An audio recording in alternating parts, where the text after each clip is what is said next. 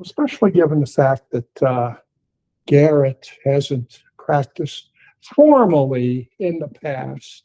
Uh, I'm going to, just for my beginning comments, I'm going to jump ahead a section.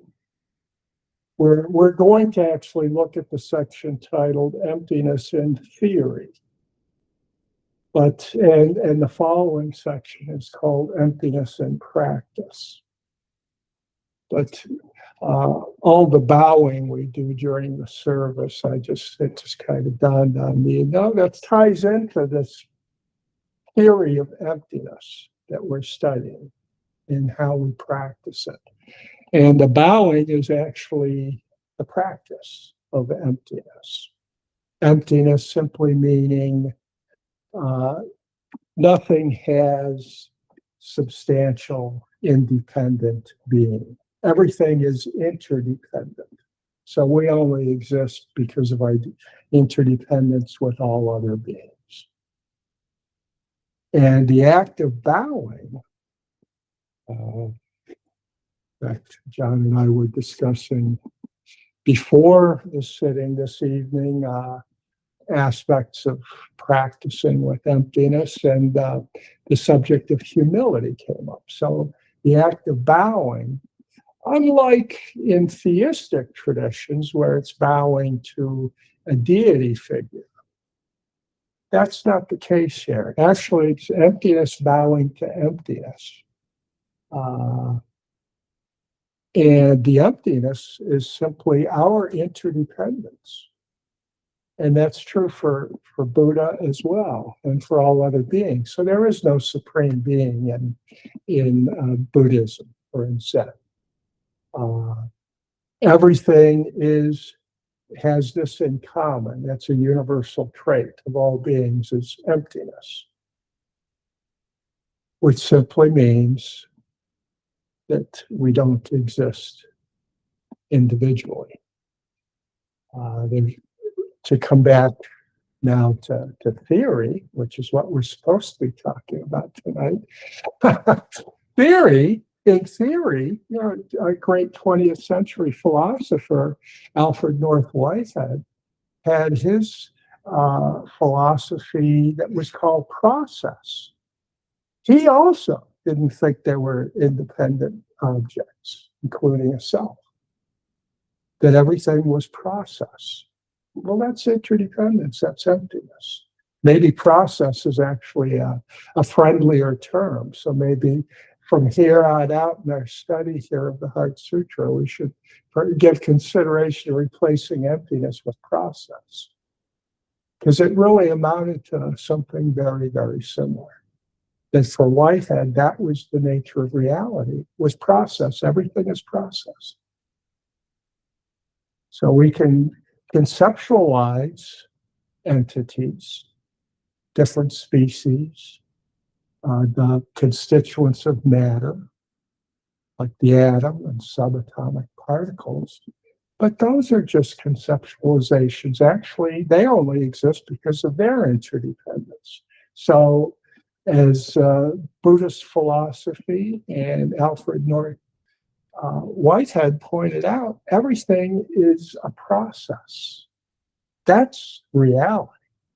Reality isn't individuals. It's their interaction. That's the nature of our reality. Everything is in process. Everything is interacting.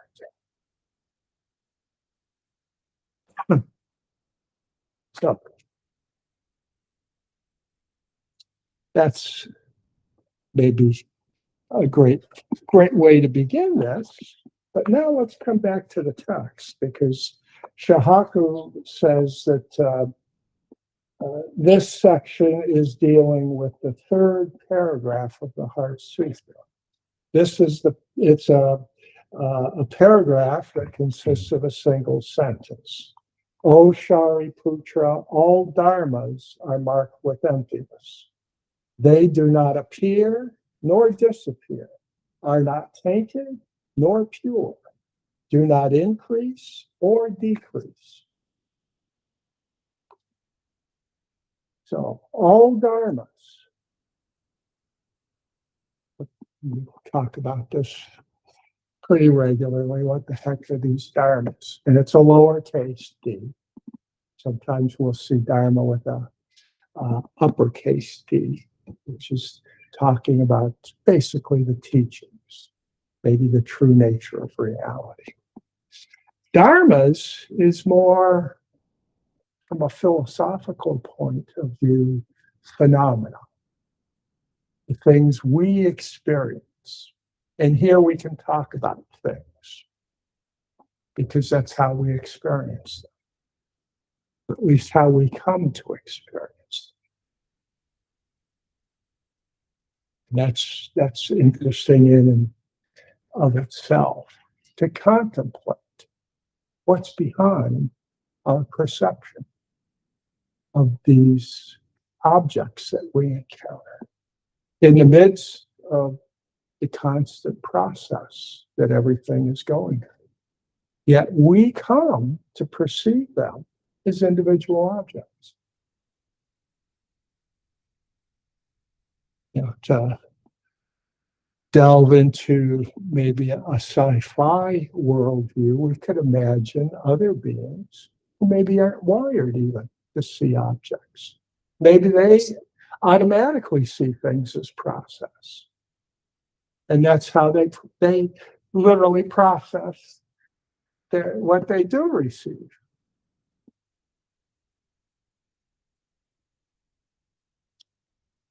So it doesn't have to be this way. It's just that we have evolved to do this. We could maybe, if our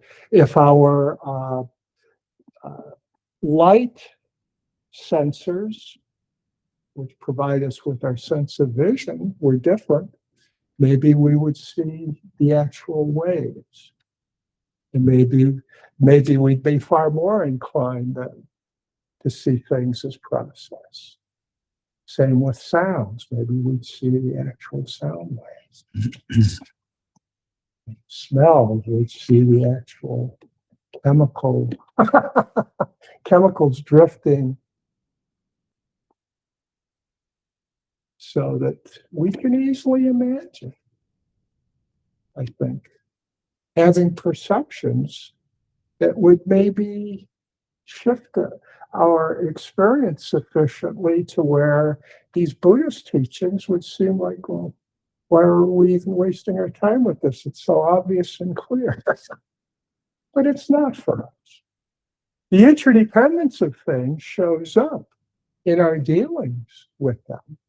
But in terms of our actual perception, they sure look like separate entities, rather than just these packets of energy.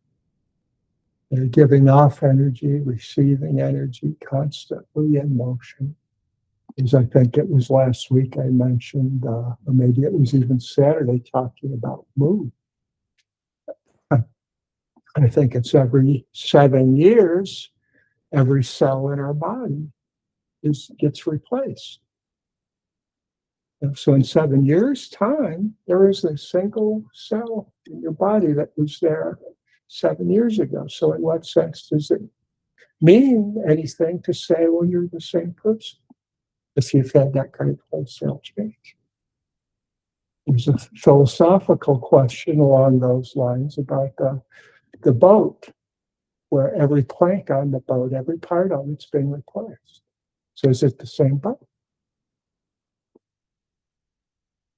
That's true for all of us. Things are constantly changing. Constantly. Just that in our case, as living beings, that change is even more dramatic. But even for hard substances like diamonds, everything is changing. Everything degrades.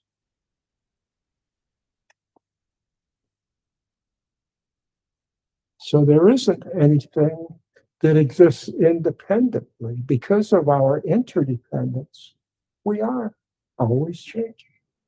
Because we only exist because of our interdependence with others.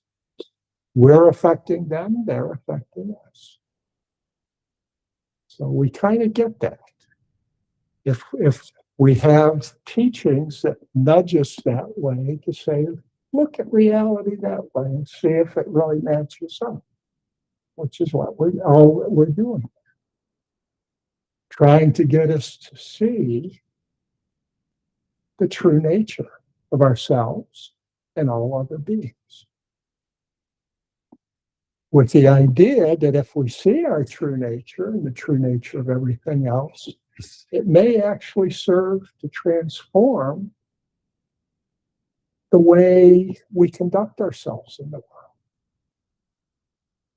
rather than seeing ourselves as some substantial being that's always in defensive mode with the protective walls up. But if we see ourselves as interdependent, that the last thing I want to do is put up walls, because they wouldn't really be effective anyway. I have to be dependent on others. So if somehow I was able to effectively put up a wall, it wouldn't take very long before I'm tearing that sucker down. Saying I cannot survive with this wall being erected here. It's got to go. It's got to go. Because I need to reopen my borders for all this interdependence, the interconnectedness.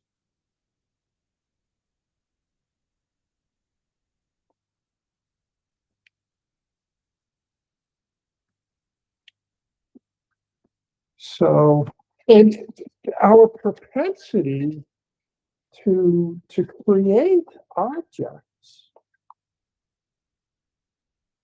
Shahaku points to in his treatment of this section. So again, all dharmas are marked with emptiness. They do not appear nor disappear, are not tainted nor pure, do not increase or decrease. So it's natural enough to come away from something like that and say, well, there is something that neither appears nor disappears, that's neither tainted nor pure, that neither increases nor decreases. So we immediately want to find that thing. We figure that's what I'm about here, is finding that. What is it of which all those descriptions are true? And what the Heart Sutra is saying is there is nothing you're going to find. Nothing. It's pointing to the fact that the truth of nothingness, emptiness, but nothingness as no thingness. Not nothingness from some sort of nihilistic point of view, that nothing's real. It's saying that things don't exist in the way that we perceive them to. They don't exist as separate beings. So we won't find anything. It's that neither appears nor disappears. That's what's being conveyed here. That there is nothing that either appears or disappears, is tainted or pure, increases or decreases. So our practice isn't about finding such things, some sort of metaphysical reality. There's a lot of religious traditions that are based on just that. And of course, God is kind of conceptualized as fitting that bill. God doesn't increase or decrease. Of course, rather than saying neither tainted nor pure, say, well, no, he's pure. Pure. Neither appears nor disappears. Again.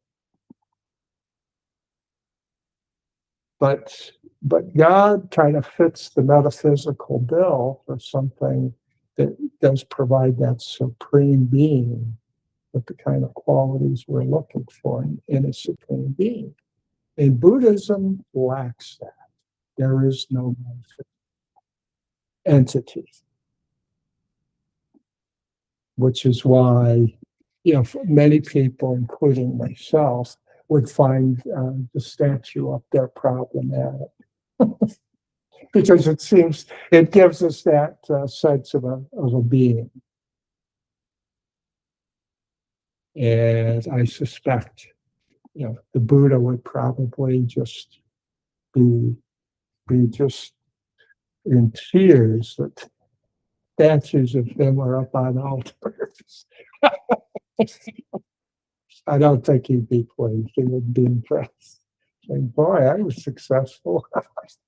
No, I don't think so. I think, oh Lord, please don't let me be misunderstood.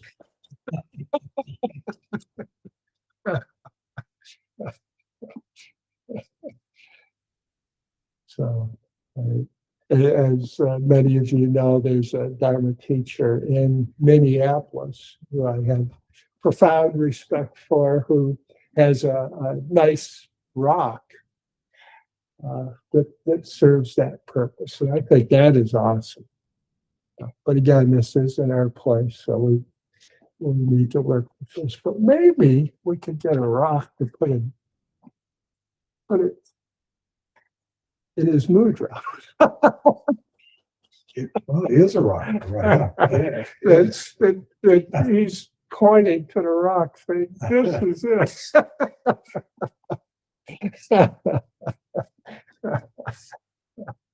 For sure. So as Shahaku goes on to say, there's nothing beyond this phenomenal world in which things are always changing. So there's no metaphysical backdrop.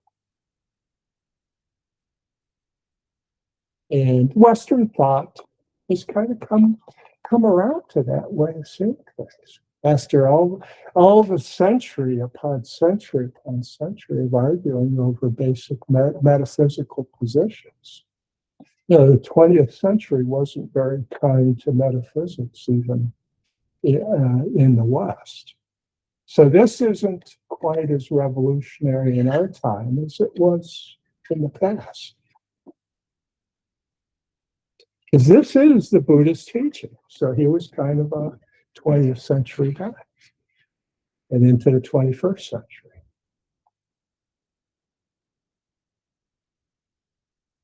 The fact that nothing exists independently. So everything is relational, is another way this gets expressed. Everything. We only exist as relational beings. And we are kind of emanations of those relationships. And we can look at our own lives and see how that plays out. From our birth, our parents' birth, going into a field, a recent field, again, kind of Buddhist-like, called big history, that looks at the interdependence. And it takes a view of history beginning at the Big Bang, looking at, sort of the beginnings of the solar system and our planet and Earth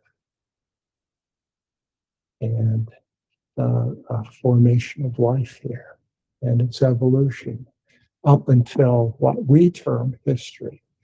Not only do we have Homo sapiens, but Homo sapiens that's capable of telling a story and leaving it behind for future historians. The big history encompasses all of it because it's all relational. A sign of our interdependence rather than history being a story about major figures, objects, people. Rather, in history, as it's not exclusively taught, but as it's more and more often taught these days, it really is taught as kind of process, as interdependence. And as a result, you have interdisciplinary aspects of it, the way it gets presented. So again, a favorite topic of mine is how the development of modern Western thought, and this isn't intentional, it's not like they're seeking out to imitate Buddhism. Most of these scholars, practitioners have no knowledge at all about Buddhism. And yet, the way Western thought has evolved, it's looking more and more like Buddhist thought as we move forward. And I find that obviously very refreshing. I think it's one of the reasons why modern thought is interesting to me.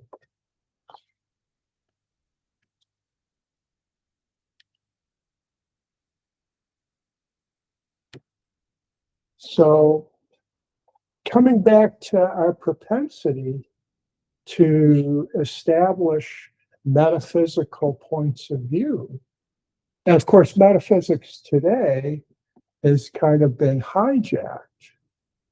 If you're not sure what that's all about, next time you're in a bookstore, go to the shelves that are marked metaphysics, and you won't find Aristotle or Kant or Heidegger there. You'll see New Age stuff. So metaphysics has come to take on that kind of New Age veneer to it of angels.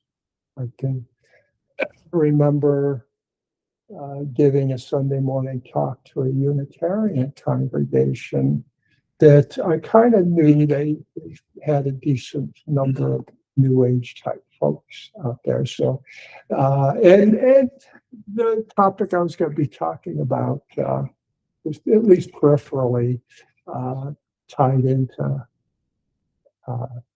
what we could call angels, bodhisattvas in our world. But so I asked, how many people believed in angels, and an awful lot of hands shot up. So it's important to realize that there is a widespread belief in metaphysical beings. Nowadays, I think New Age practitioners are maybe even in the forefront of that. Whereas before it used to just be the province of established religions. But we have this natural propensity to create these beings. And the important point here that I wanted to get across is that these are just thought constructions. This is what, when we meditate, we're aware of the workings of our mind and the way that thoughts arise, and how from the germ of those initial thoughts, we build these constructions that are simply thoughts. But yet the thoughts become representational of these metaphysical entities, whether they be deities or angels or any class of being. But whatever it is, they're thought constructions.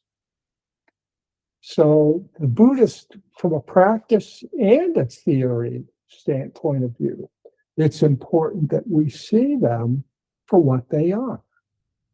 Thought constructions. Pure and simple. Concepts, in other words. That's all.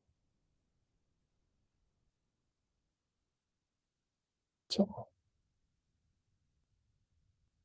To say that you have actually seen an angel, well, obviously, there are alternative explanations for that experience you have.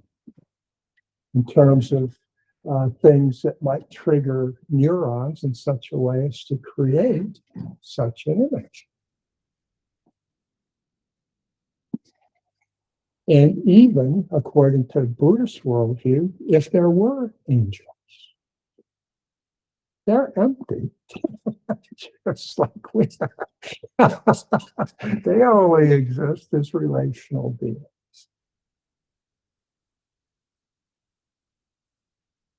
But most likely, they don't exist even in that way.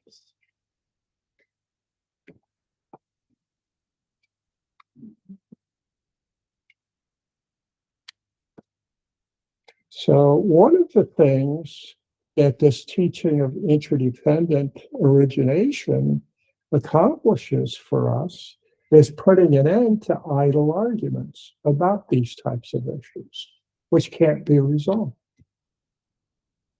We have expended so much time and effort through the ages arguing over these kinds of topics.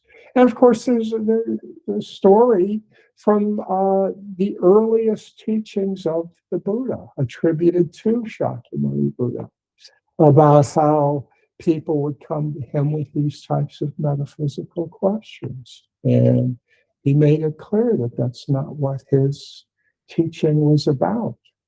He took no stance on those. That he was focused on suffering and its cause and the way to overcome suffering, period. So he was very focused. And as we know all too well, here in the 21st century, these arguments about such matters, about such thought constructions, are still going on. It doesn't seem to be an area where we're capable of making any progress. They simply are endless.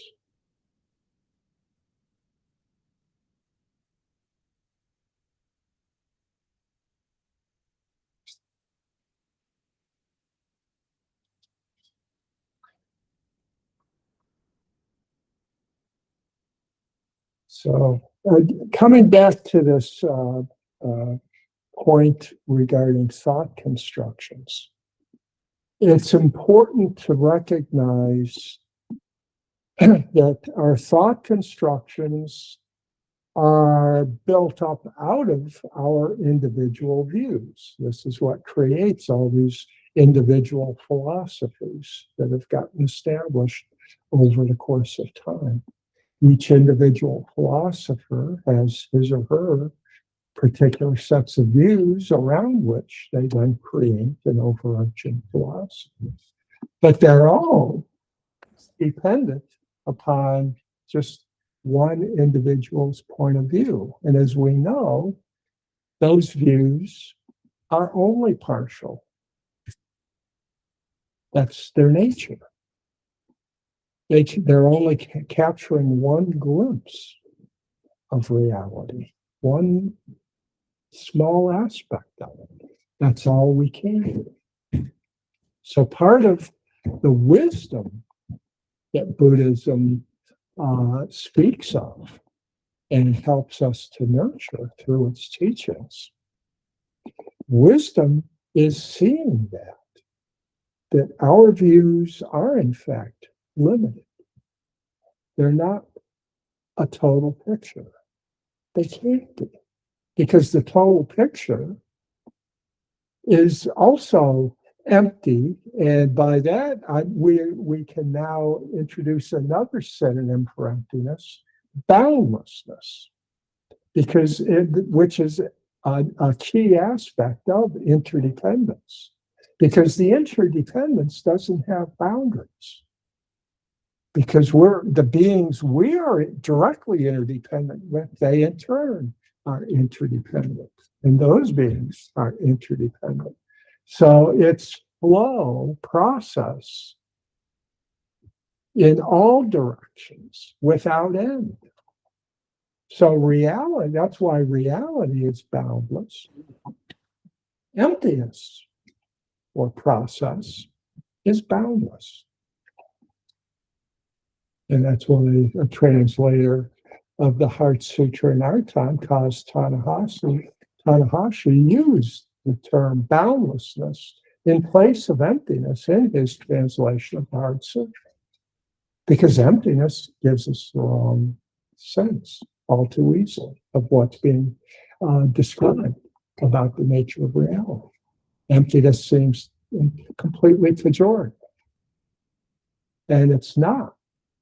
Actually, it's the teachings of emptiness are pointing to the richness of reality, that it is boundless, and that each individual being is tied to all other beings. So it's kind of what the poet William Blake was talking about when he talked about the universe in a grain of sand. It's true. From the standpoint of this worldview being presented in a text like the Heart Sutra. That's what we're talking about here. Is that each element of reality is a reflection of all of reality,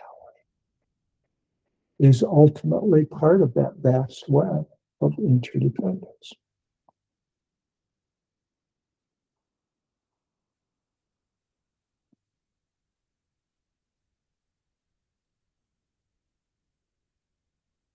So another helpful description that Shahaka gives for emptiness is where he talks about how our body and mind is like a waterfall. Because as he says, there's no such thing as a waterfall. By its very nature, it's nothing but process in terms of the water separating out into the waterfall, and you can see even down to individual drops quite often, or at least little streams of water, and then ending up in whatever body of water it's emptying into. So it's really not the sort of thing that we could even begin to visualize as an independent entity by its very nature. It's just process, a work in progress. Or Shahaku says, there's no such thing as a waterfall, only a continuous flow of water. A waterfall is not a thing, but rather a name for a process of happening. And everything in this teaching of the Heart Sutra is like a waterfall, including our body and mind is like a waterfall. Things come in, the air we breathe, the food we ingest, everything we take in, even the things we read, all the things that we imbibe. And then they flow through us, and then they come out.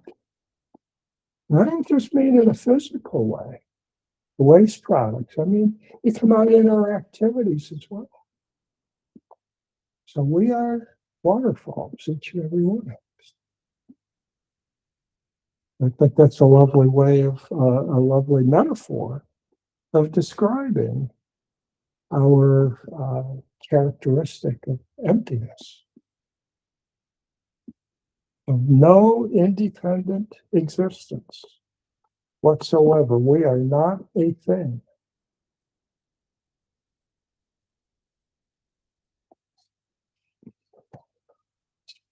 And another point here that Shahaku makes that I wanted to touch on, because it's also it's a recurring theme for me in the meditation program I do at Whitehead.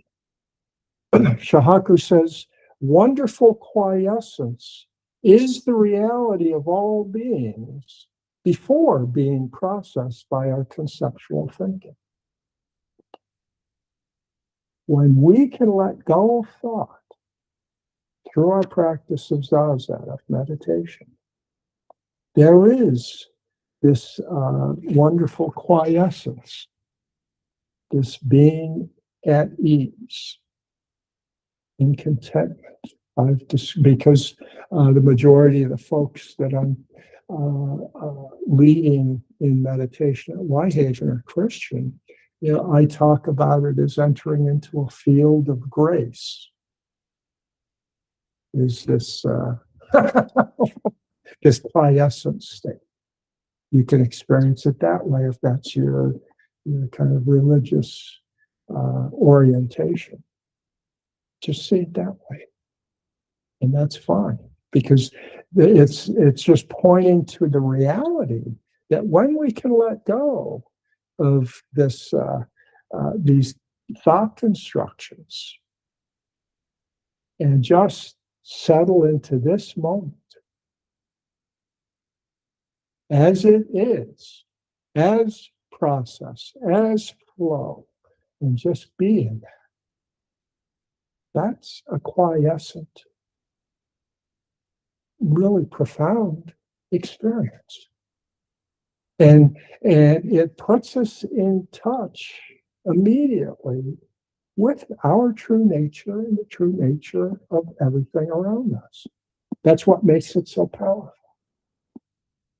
But in order to do that, we're not adding things to our repertoire, to our knowledge and so on. We're actually stripping some stuff away. We're trying to get down to the origin. The depths of my being. And that means I have to be able to let go of all of my preconceived notions, all of my thought patterns, and just become present here and now with this breath. And that's to enter into Mu, to enter into this oneness with my true nature. The thought constructions are separating us. When we let them drop off, that's our experience. The experience of quiescence is simply the experience of oneness. That I am one. Which we are, because we come back to the thought, the philosophy of it, it's because of our interdependence. We are connected to everything. But what we feel it. Before we then come back and put it into words, try to describe it. But there's that direct sensation of it in meditation, in zazen, that we feel at one. But there's no separation. So we're in the realm of non-duality. And again, our thoughts are constructed out of. That's the basic material, building material of our thoughts is duality. That's how you distinguish one concept from another. They're different, this and that. This is one way of seeing things, this is another. But if we get rid of all of that, nothing tainted or pure, and all of those dichotomies that we get caught up in, that we are just present. It's not an issue about tainted or pure. It's just this. And this holds us all together. Even though we may be, in a conventional sense, tearing the place apart, completely trashing the place. But in the midst of that, we're still all held together. Even as we rampage across the planet, we're held together. In our rampage, we can't break out of it. So we're always in that, I'll call it here even, a field of grace.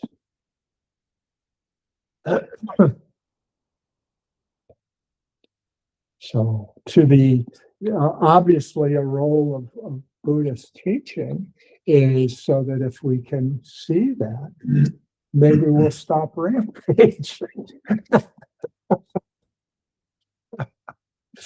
rather than just going on a different counter rampage, which tends to be our propensity.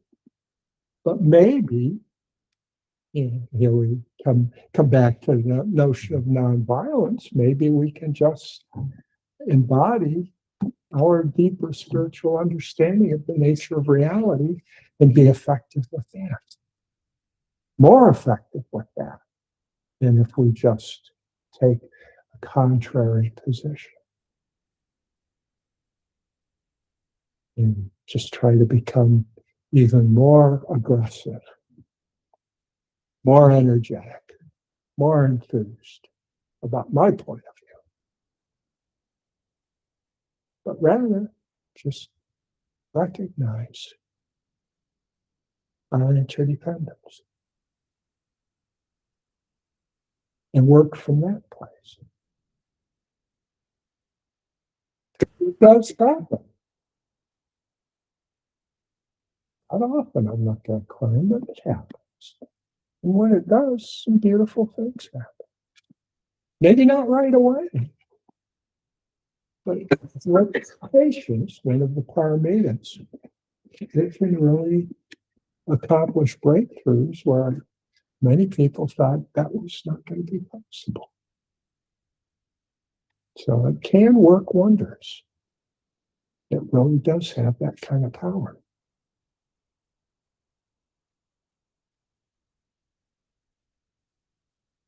So I think that's pretty much what I wanted to share in this section tonight. Then any other points you would like to bring up or anything you'd like to comment on from what I presented this evening? I'm going to bow out and invite your thoughts.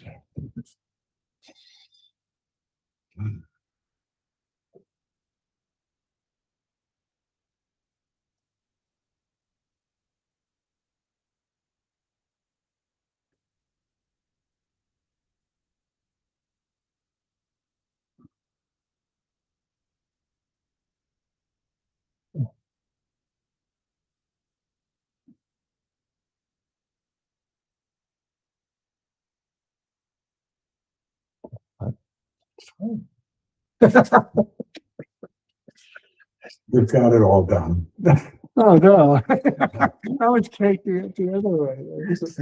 I'm just really rattling around, doing important work. That's better. So, and chant out now. What's that? Page 32, last page.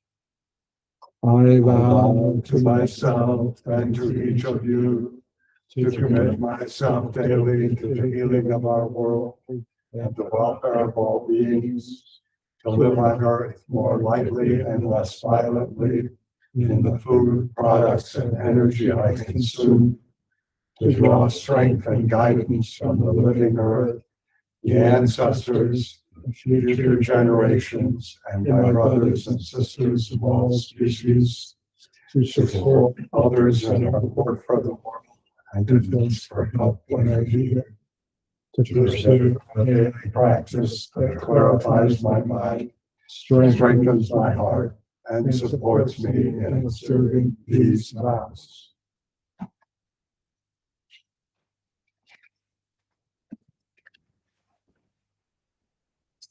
Well, thanks again for joining us, and we'll be back here again Saturday morning, 9:30.